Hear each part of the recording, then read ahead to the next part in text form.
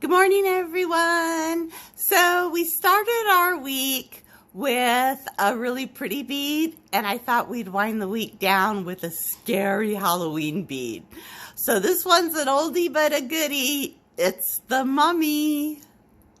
Alrighty, our colors. I'm going to use dark gray, a very mummy-ish, decrepit color, for his base. The bandages are going to be this light gray. And then I'm going to put a little amber in his eyes, over the googly eyes, just to make him look scary. And then, of course, black and white for the eyes. And that's all the colors you need. I'm also going to use my lentil press to get the base shape. And that's it. Let's go. Okay, here we go.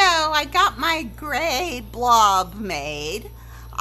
It is 6 wraps across, and then I did 2 wraps high, and then in the center, just right here, I did another wrap because that's the wide part of the lentil.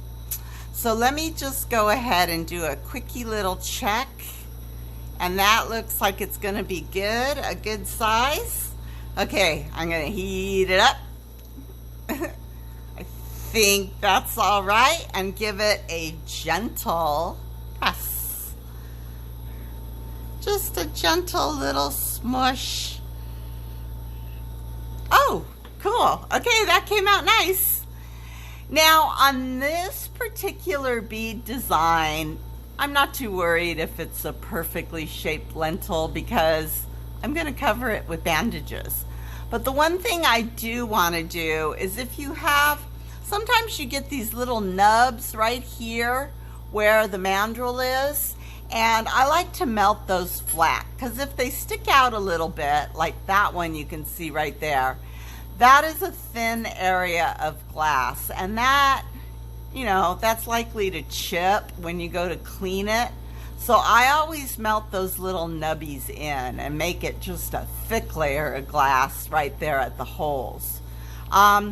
It also means that you probably pressed your lentil a little too much. So, excuse me, you know, lighten up on your pressure on how you push your lentil. And I'm just rounding out the sides a bit because I smushed some of the glass out. Okay, let's put in the googly eyes. I put the eyes on first. So I have my white here, and I'm just going to put a googly eye there.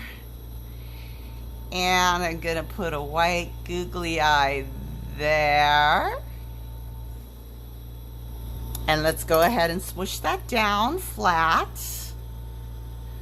There we go. Ooh, he's got big eyes. Big, scary yellow eyes coming out of the tomb to attack you. The mummy. Okay, sorry, I digress. All right, I have my amber here, and I'm just heating it up. I'm gonna put a blob right on those yellow dots, on those white dots. And I want to put enough glass of my amber that when I press it flat, it actually does flatten all the way and cover all of the white. Because like I said, I wanted like yellowy kind of eyes, but you need the white underneath it so that the amber really shows. Because if you put the amber on just the gray, it's not going to show up that well. Okay, down they go. Ooh, that looks good. All right, some little pupils. Little pupils. One there. One there. And press his pupils flat. Okay, and now the bandages. Now the bandages, I have, this is the commercial stringer that I use a lot from Effetre, and I'm just going to start wrapping it. And I just wrap the whole bead because, you know, why not? And I really like bead designs like this, especially when you know, you want to practice your stringer control, but you don't want to do anything too intense.